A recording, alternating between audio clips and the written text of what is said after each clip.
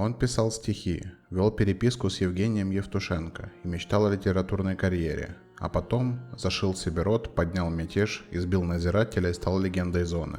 Он не искал славы, но сегодня его имя произносят в тишине с уважением, даже те, кто никогда не сидел. Сергей Бойцов, боец, вор в законе, которого не смог сломать даже Советский Союз. Эта история не просто арестанта, а фигуры, которая стала мостом между эпохами. Его короновал сам Япончик, один из самых авторитетных воров в истории, а он сам короновал Сашу Северного, близкого друга Михаила Круга, ставшего голосом целого поколения. Но за этот путь боец заплатит все. Он прошел через самые жесткие тюрьмы СССР, зашивал себе рот нитками, чтобы не разговаривать с администрацией, поднимал бунты, за которые ему накидывали срок за сроком, и в итоге был расстрелян в Москве, прямо на улице. Убийцы так и не названы. Почему его боялись даже надзиратели, и за что система убивает своих самых стойких врагов? В этом видео вы узнаете, кто такой боец и как он стал вором в законе, как он пережил Тобольский мешок, мятеж и коронацию, почему именно он передал титул Саше Северному, что произошло на Мосфильской улице в день его смерти, и главное, почему его уважают даже сегодня. Если вы хотите узнать, что значит быть вором в законе по-настоящему, досмотрите это видео до конца, потому что история бойца – это история боли, чести и несгибаемого характера. Таких больше не делают, и потому это нужно видеть.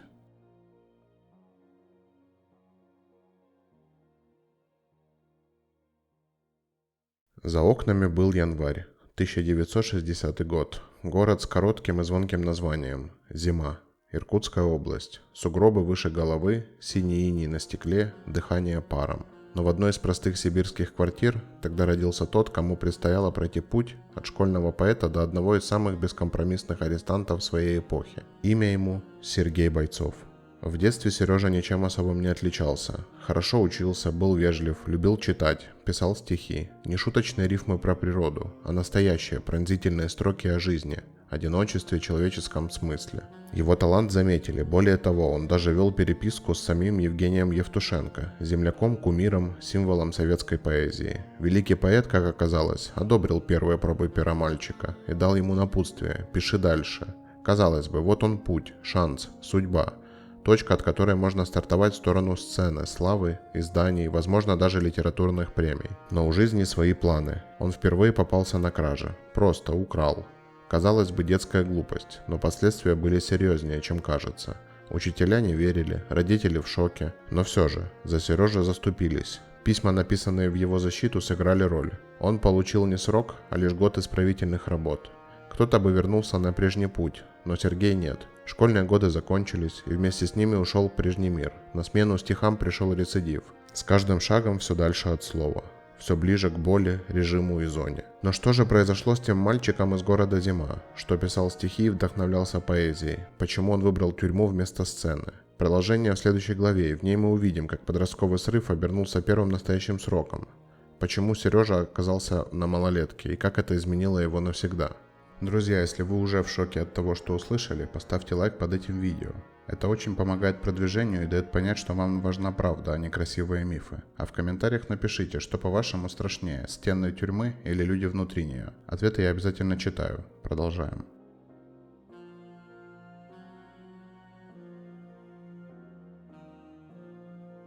«1975 год. Сергею Бойцову 15. Возраст, когда одни влюбляются впервые, мечтают о гитаре, строят планы на вуз, а у Сережи все наоборот. Его планы в стенах детской колонии. Второй раз, опять кража, но на этот раз поблажек не было.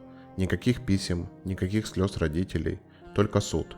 И приговор. 2 года. Колония для несовершеннолетних, малолетка. Именно там из подростка Сережи начал формироваться тот, кого позже прозовут бойцом. Не по спортивной закалке, не за кулак, а за характер, за несгибаемость. В малолетке ломают быстро, особенно те, кто еще помнит запах дома, голос матери и уроки литературы. Ломают словом, ломают кулаком и ломают режимом. Здесь не выживают поэты, здесь выживают звери. Сережа не захотел быть жертвой, он с самого начала отказался прогибаться. Режим не признавал, унижения не терпел, ответ держал сразу, а не потом. Был бит, был заморожен, был лишен передач, встреч, писем, но не был сломлен. Он не знал, что это только начало, что именно этот срок первый настоящий станет для него не наказанием, а школой. Школой, где учат драться, молчать и не верить никому. Когда Сергея выпускали, он не просто изменился. Он больше не мечтал о сцене, он больше не писал, он больше не верил словам. На волю вышел не подросток, а холодный, обожженный жизнью молодой волк. И все же, на свободе Сергею почти не довелось побыть. В следующей главе мы расскажем, как любовь и честь втянули Бойцова в новый срок. На этот раз всерьез и надолго.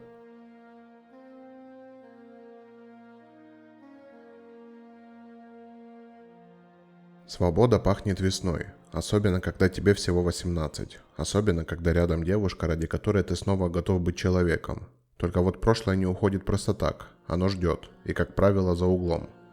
78 год, Иркутская область. Сергей Бойцов снова на свободе. Он пробует жить как все, ходит по улицам, заводит отношения. Его подружка — единственный свет среди серых дней. Но за этот свет однажды приходится платить. Той весной все сорвалось в одно мгновение. Обычная прогулка, 3 парней, грубые слова в адрес девушки, первая искра, драка, накал. Бойцов вцепился как зверь, ни секунды раздумий. Он не позволил и уже не мог остановиться. Когда все закончилось, крики стихли.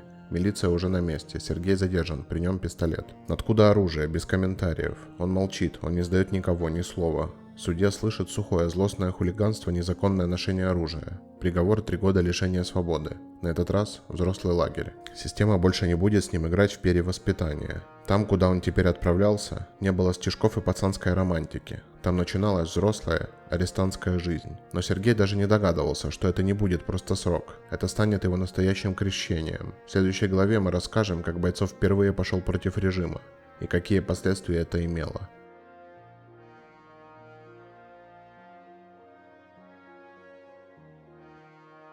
В колонии новичок сразу виден, его чувствуют, его пробуют. Но Сергей Бойцов уже не был новеньким. Он шел туда с опытом, с характером и с ненавистью. Не к людям, а к системе. 78 год, Зиминская исправительная колония. Здесь не было пощады. Здесь правили не законы, а надзирательская дубинка. Но Бойцов не собирался сгибаться и доказал это в первый же день. С него требовали одно – подчинение. Но вместо этого Сергей первым делом срывает с себя арестантский номер – символ подчинения режиму. Молчаливый, но яростный жест, он сразу дает понять, он не из сломанных. Среди сидельцев шепот, среди надзирателей гнев. Сергей тянется к воровским понятиям, которые в ту пору боялись даже самые жестокие надзиратели. Он быстро находит общий язык с серьезными людьми в колонии. Его слушают, его начинают уважать. Но уважение арестантов – это проклятие в глазах администрации. За ним начинают следить, его провоцируют, бьют. Он терпит, но терпит до поры. И вот, 79 год, колония погружается в хаос. Все начинается с очередного конфликта. А потом как вспышка, мятеж. Камеры гудят, надзиратели в панике. Кто-то кричит, кто-то бежит, кто-то ранен. Бойцов в самом эпицентре. Инициатор, вдохновитель, искра восстания. На подавление бросают силы. Бойца скручивают. Следствие, суд, приговор еще 15 лет. За мятеж, за насилие над сотрудниками, за бунт против режима. И все же, впереди его ждал самый страшный этап – Тобольский Централ. Там не перевоспитывали, там ломали.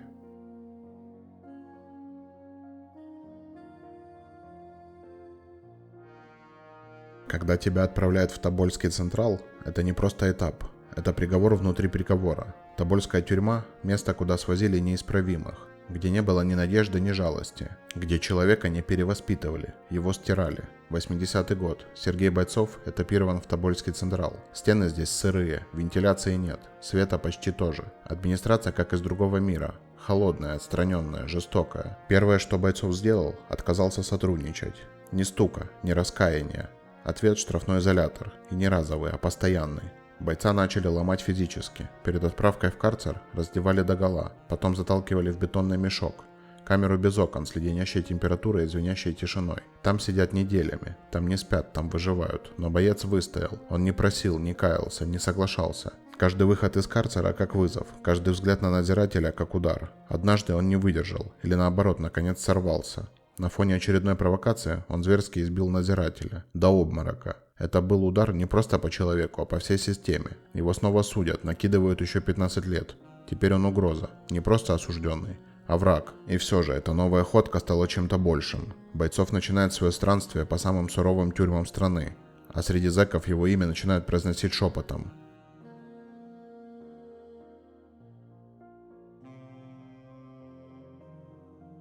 Чем дольше срок, тем больше тень. Сергей Бойцов уже не просто сиделец. Он человек, имя которого передают из тюрьмы в тюрьму. Не вор, не смотрящий, не коронованный. Пока. Но уже решало. Человек, к которому идут с вопросами. И которого боятся задеть. 80-е.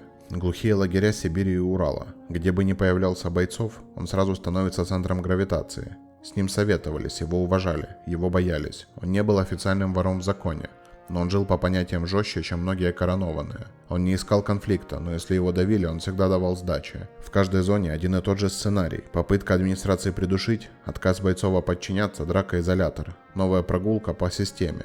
Его не могли сломать ни дубинки, ни холод, ни одиночество. В нем было что-то, что не трещало, что только крепло. В Новосибирской ТК он снова избил сотрудника администрации. Ему дали еще 9 лет. Срок уже давно превратился в пожизненный бег по кругу.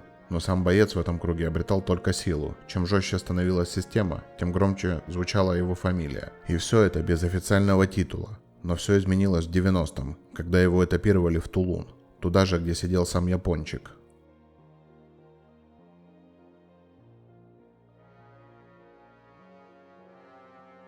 Вор в законе – не звание. Это не титул, а приговор, если ты не соответствуешь. Но если ты соответствуешь, это венец. Особенно если тебя признают те, кто сам стал легендой.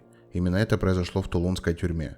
90-й год. Город Тулун. Спецтюрьма, куда свозят самых упрямых и самых опасных. Здесь отбывает наказание Вячеслав Иваньков по кличке Япончик, один из самых влиятельных воров в законе СССР. Сюда же доставляют и Сергея Бойцова. Его репутация идет впереди него. Япончик уже слышал о нем. О бунтах, о избиениях надзирателей, о Тобольском мешке и о том, как боец не сломался ни разу. Бойцов продолжает делать то, что делал всегда. На поверках молчание. Он принципиально не отвечает надзирателю. Это вызов, за это снова изолятор, снова пытки. Но однажды он делает нечто, от чего надзиратели теряют дар речи. Сергей Бойцов зашивает себе рот обычными нитками. Без анестезии, без слов, просто в знак протеста. Этим жестом он сказал все. Ему нечего говорить с системой. Ни одного слова, ни одного звука, только поступки. Этот шаг окончательно убеждает всех. Перед ними не просто арестант, перед ними человек понятия. Стойкий, без страха, без прогиба. Настоящий. В том же 90-м году в стенах тулунской тюрьмы Сергей Бойцов был коронован. Его принимали Япончик, Джем и Дато Ташкентский. Воры в законе с мировыми именами. Так Сергей стал бойцом. Не просто по кличке, а по статусу. Теперь он полноправный представитель воровского мира. И вместе с короной он принял и ответственность. Но корона – это не защита, это цель на лбу. В следующей главе мы расскажем, как боец стал наставником новой волны и кого он сам короновал в легенду.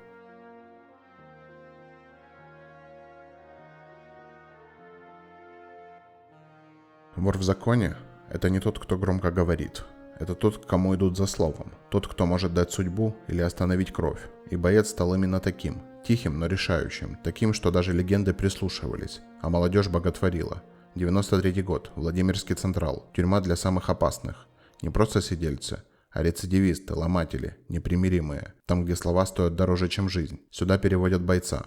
Он уже не молодой, он уже фигура. Среди обитателей центра Александр Северный. Тогда еще не столь известный, но уже уважаемый.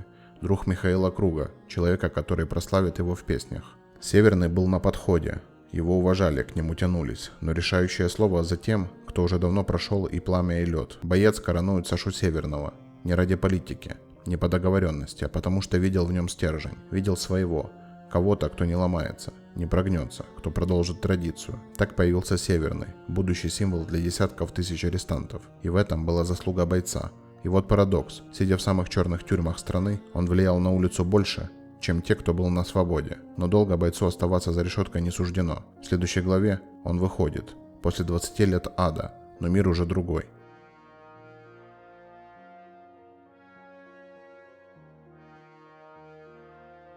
Выйти не значит вернуться. Иногда свобода – это еще одно испытание. Особенно, если ты вышел не в тот мир, из которого уходил. А если еще и вышел с короной вора в законе, считай, вышел прямо в ловушку. 98 год. После более чем 20 лет заключения Сергей Бойцов на свободе. Годы карцеров, изоляторов, пыток, этапов, синяков, боев и молчания остались за спиной. Впереди Иркутск, родина, но уже чужая. Он сел при Брежневе, вышел при Ельцине. Все изменилось. Иркутск встретил его холодом. Не погодным, а людским. Улицы знакомые, но лица нет. Вся старая гвардия воров либо убита, либо исчезла. На местах молодежь, горячая, дерзкая, непокорная. Те, кто не знал лагерной школы, не уважал понятия, не признавал авторитет. Бойцов поставлен смотрящим по Иркутской области, но власть только формально. На деле сплошной саботаж. Молодые группировки игнорируют. Чеченская диаспора активно расширяет влияние. Уличные банды делят сферы. В этом новом мире слово «боец» больше не вызывает трепета. Он пытается действовать, встречается, разговаривает, ездит, навещает старых арестантов, пробует собрать команду, но опереться не на кого. Он слишком старый режим, слишком из тюрьмы, а здесь уже правят те, кто стреляют не спрашивая. Он не сдается, но и не вписывается. И тогда он решает идти ва-банк. В следующей главе он отправляется в Москву искать союзников.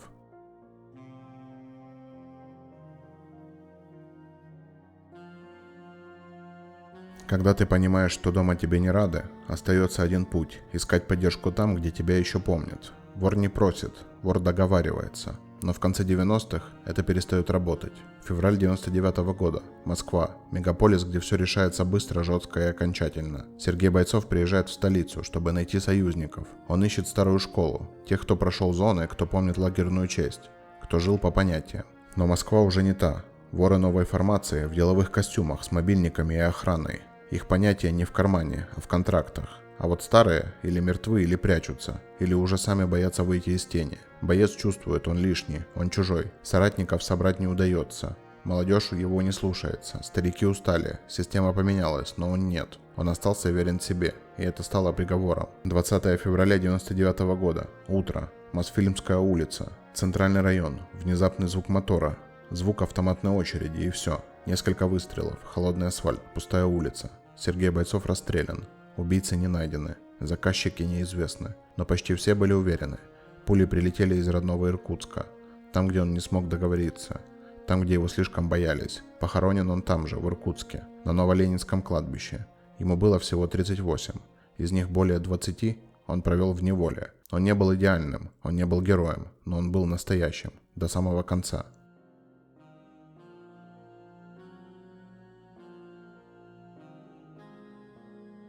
Он не стал легендой при жизни, его не писали в газетах, его не показывали по телевизору, он не давал интервью и не записывал видеообращений, он просто шел свой путь, до самого конца, и в этом вся суть.